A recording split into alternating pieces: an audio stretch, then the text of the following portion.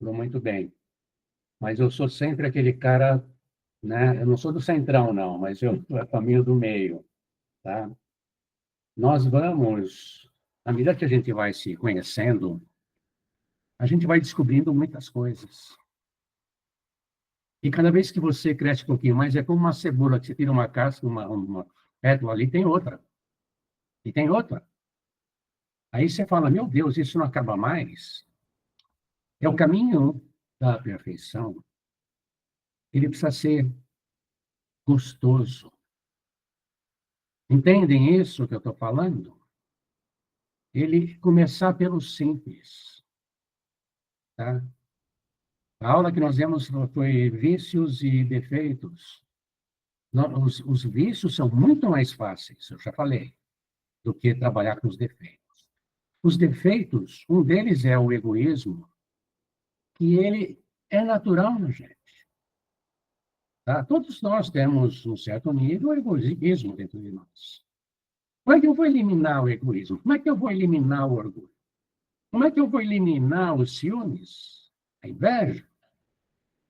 Com o tempo, trabalhando por aquilo que é mais simples a gente trabalhar.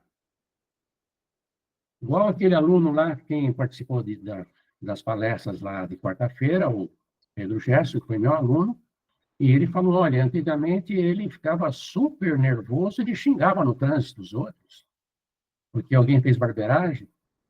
Aí ele fez esse testemunho para mim, ele me deu autorização de eu ficar repetindo quantas vezes eu quiser, tá?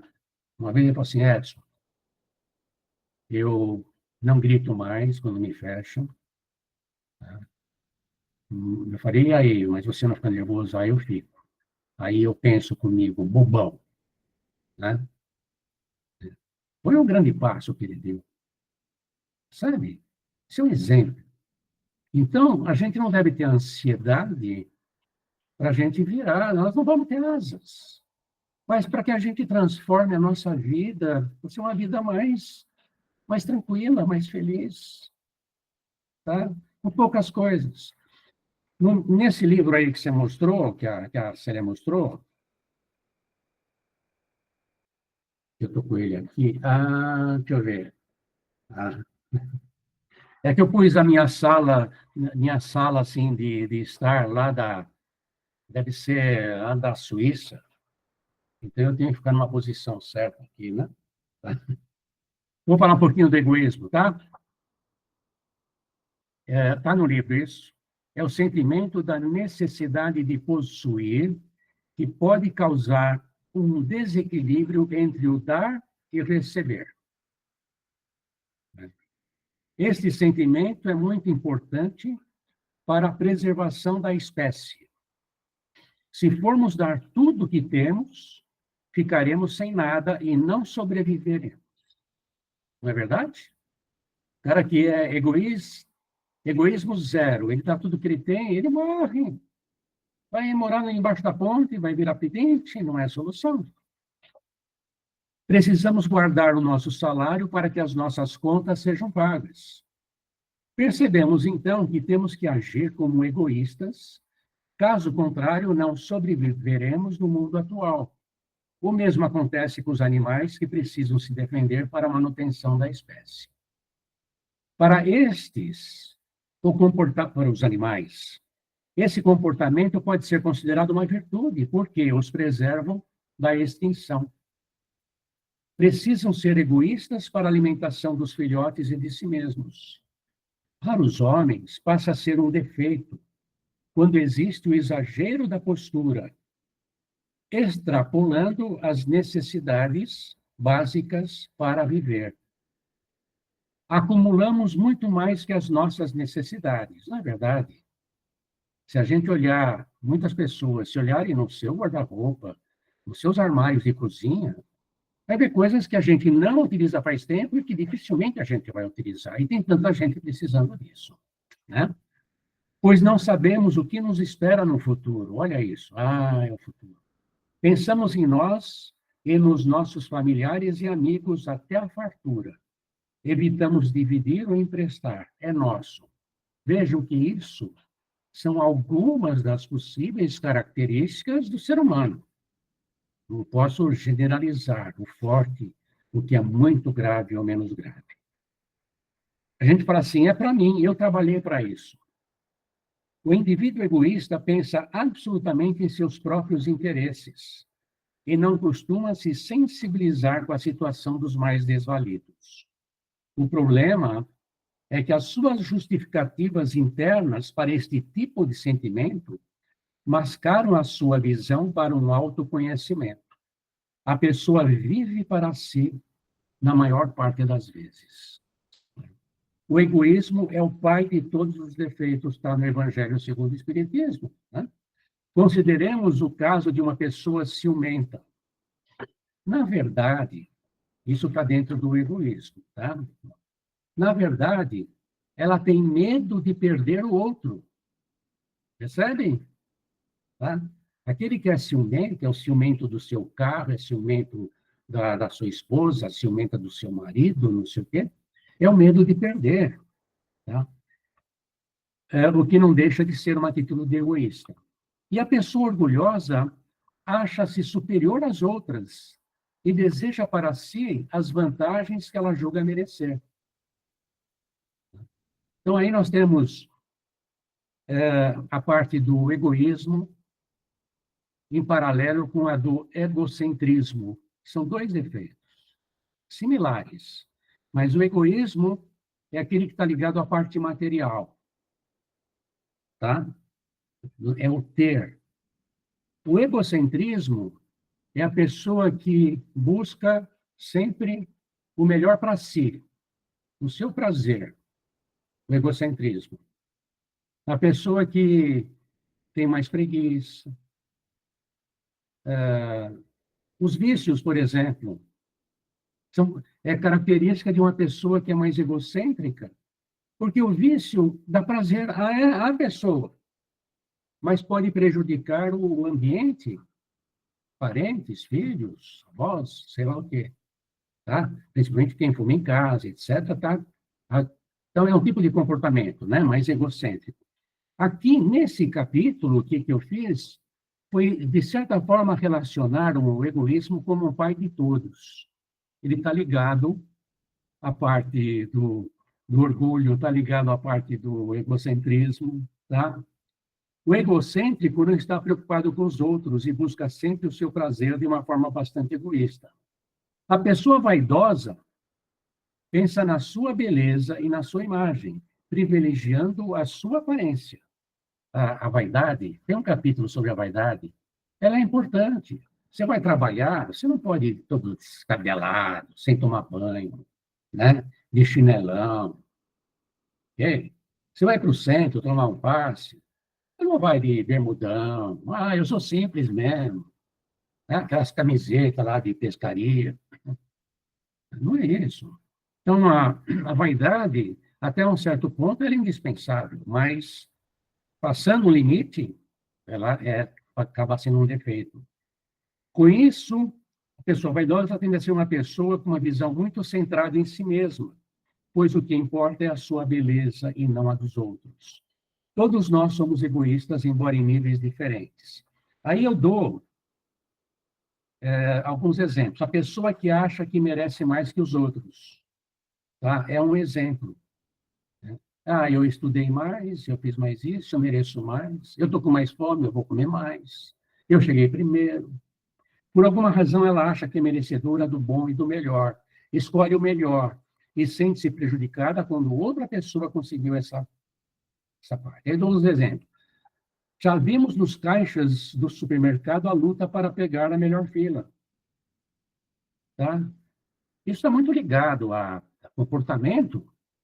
Deixa o outro, sabe? Às vezes pessoas brigam. Tem pessoas que põem um carrinho na outra, em duas filas. O marido está numa e a esposa está noutra. E, de repente, vem um cara de lá com dois carrinhos. Tá? Nas festinhas do meu tempo de criança, eu já falei isso daí, o prato de brigadeiros era disputadíssimo. Ainda é. E as mães ainda incentivavam os filhos a não serem bobos, não é? E assim vai. Avareza, pessoa que é avarenta, a pessoa se apega demasiadamente à parte material, vive em função disso. Às vezes a vida dela é o bem. Quando ela desencarna e ela não conhece essa parte espiritual, ela acorda do outro lado, nem sabendo direitinho que desencarnou. E aí começa a ver os filhos disputando a sua riqueza e a minha. Tem diversos relatos sobre isso daí. Né? A ganância e apego exagerado ao trabalho que remunera. Pessoas que são, a gente chama assim, workaholic, trabalham demais. E está trabalhando e está tendo sucesso, é promovido, sabe? E quanto mais cresce na empresa, maiores são as responsabilidades, são mais viagens, e assim vai. Gente, é como se fosse uma bola de neve que vai caindo e vai aumentando, e tem pessoas que têm a coragem de frear, não, essa não é minha vida, às vezes eu estou deixando de... E eu conheço muitas pessoas assim, que acabam se apegando tanto ao trabalho, ao sucesso e ao resultado do trabalho, que acabam morrendo por causa do trabalho, porque não deram tempo suficiente para seus filhos, não tiveram tempo para conversar com seus filhos. Percebem? São pequenas coisas que a gente pode analisar. Como é que eu estou? Sabe? Algumas coisas que eu estou falando caem em você, aproveita, escreve isso. Ah, eu preciso observar isso daqui. Tá? A agiotagem, vocês sabem que é agiotagem, né? O cara que ele acaba se aproveitando da desgraça alheia. Ele empresta para quem precisa, mas há uns juros bem acima da Selic. Tá? E tem gente que ganha vida com isso. Né?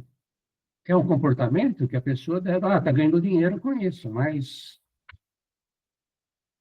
como é que fica a consciência, né? Acúmulo de coisas em casa e dificuldade em se desfazer delas. Tem pessoas que não conseguem se desfazer de coisas que não tem... um dia eu vou precisar. É torneira velha, sabe? É... Eu falo, quem cuida de casa assim, você troca uma torneira, aí eu não vou jogar fora, ela estava funcionando. Por que você trocou? Dá para alguém que precisa. Né? Depois tem o egocentrismo, que eu já falei na semana passada. Eu vou falar um pouquinho da vaidade só. A vaidade, como é que é? Né? Eu já falei uma parte. A, características da vaidade assim negativa, né? É melindre, mágoa, ressentimento. São características de pessoas muito sensíveis. Alguém é melindroso aí, sensível? Alguém se ofende quando alguém fala alguma coisa que você não é, ou você acha que não é, e que mexeu no seu calo, sabe? Pessoa muito sensível. Ainda mais quando você encontra alguém que fala as verdades, e quando fala as mentiras, e a gente fica traumatizado. E você fica lá semanas pensando, ruminando aquele pensamento, aquela frase que alguém lhe falou, né? Puxa vida, meu filho falou isso de mim, eu não sou assim. E fica, e fica, e fica, e sofre, sabe? E fica com uma melancolia. Isso daí está muito ligado à vaidade. A gente gosta de ser, assim, elogiado, né? Um cara que é expositor, ou como eu, dando aula, a pior coisa para a gente é quando a aula não saiu legal, ou não foi bom, e fica assim, nossa, eu devo me preparar mais. Aí a próxima aula, os expositores no começo só, porque esperam sempre o olhar das pessoas ali. Vaidade a gente tem, ela serve para a gente melhorar, né? Nosso jeitão, nossa forma de comunicar. ela não pode ser excessiva, fazer a gente sofrer, tá? Perfeccionismo. Tem algum perfeccionista aqui? E tudo que faz tem que ser perfeito. Pô. Aí o chefe manda fazer, a pessoa não acaba nunca. E aí, já fez? Ah, estou no fim, não acabei ainda, porque acha que não está bom. Aí o chefe faz, ou pede para outro fazer, e manda embora o perfeccionista. Mas como eu fazia tudo tão certinho? É, mas não na hora certa. Está ligado à vaidade. Por quê? Eu entrego o meu serviço e o vaidoso não quer ser criticado. Para ele, ainda mais se ele for orgulhoso, que está também ligado a isso, orgulhoso, a crítica é a morte. Tá? Então, planejamento compulsivo. É a mesma coisa, sabe, do perfeccionista? Aquele que planeja, planeja, planeja, planeja. Não sai nada, porque demora muito, porque é um planejamento que não acaba, sempre vai ter um probleminha. Gente, esquece os detalhes, detalhe é importante, tá? Mas você tem que ter uma visão macro da coisa primeiro, vai em partes, e o serviço tem data para fazer. É a necessidade de agradar os outros para obter aprovação ou admiração. Então, é uma característica do vaidoso. Às vezes, ele tem a necessidade de agradar os outros. Ai, você está tão bem, viu? Muito bem, não sei o quê. O outro, na recíproca, vai falar assim, ai, mas você está bem, ai, você cortou o cabelo, não sei o quê. Se a mulher corta o cabelo e finge o marido não fala nada, muitas mulheres, fala assim, nossa, você não liga para mim, você nem olha para mim, sabe? E sofrem por causa disso. Apesar de que eu acho que o marido deve ter atenção para essas coisas. Isso faz parte do casamento, a gente entender o lado do outro, tá? Mas pela minha baixa autoestima, eu não posso exigir muito dos outros, tá? Eu não posso exigir que os outros fiquem me adulando.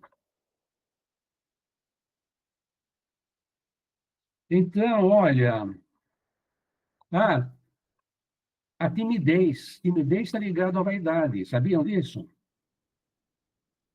Com frequência, esse comportamento está associado à vaidade, porque tem medo de se expor.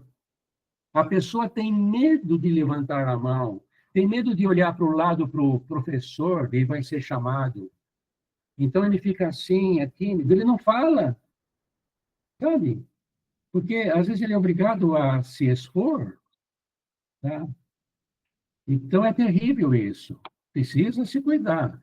Aí é um autoconhecimento, se a gente tem condições, ou é terapia mesmo, sabe? Quando pais percebem que seus filhos são muito tímidos, tem alguma coisa dentro deles ali que está ligado ao medo de se expor de alguma forma, tá? Então, tem bastante, assim, detalhes. Naquele material que eu passei para vocês, tem bastante informação também. Tá? Então, antes de vocês quererem falar assim, ah, eu vou combater a vaidade, vou combater o egocentrismo, ou algum defeito, né, tipo orgulho, egoísmo, procurem ver quais são os comportamentos que estão relacionados e que no começo é mais fácil. A maledicência, por exemplo, se a gente tem o costume de participar de fofoca, ou de não guardar um segredo, e acaba falando para outro, ou falando mal, seja verdade, mesmo a verdade é muito ruim de ser falada, é melhor ficar quieto.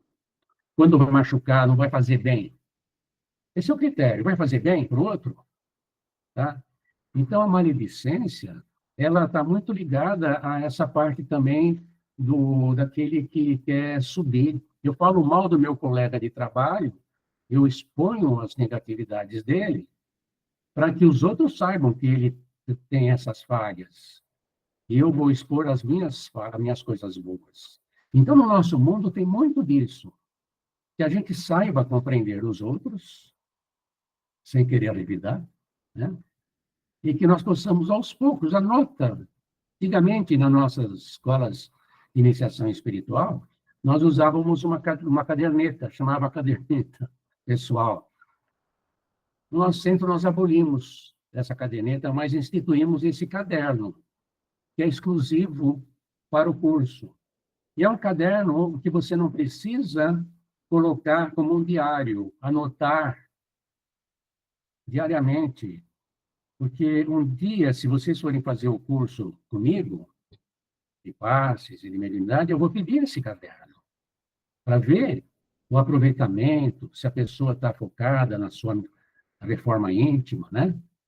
Então, eu não quero saber detalhes da sua vida, mas, por exemplo, colocar assim, olha, eu estou tentando melhorar num aspecto assim, tá? Estou procurando, eu tenho uma dificuldade de relacionamento com alguma pessoa e eu estou me esforçando para fazer. E a gente vai, se você começar a se olhar um pouquinho mais, a gente vai achar, mas sem a gente ficar nos chicoteando. Ah, eu sou muito ruim. Não, não importa onde a gente está. Lembra disso? Não importa onde nós estamos nessa caminhada. Importa é o movimento. Ok? Deu para aproveitar, gente? Débora, fala. Não vou anotar essa frase. Gostei. Muito boa. Como é que é? Não importa onde estamos na caminhada. Não, agora você vai criar essa frase com as tuas palavras. O que importa é onde você quer chegar. O importante não é o destino, mas é a jornada. Oh! Tá bom?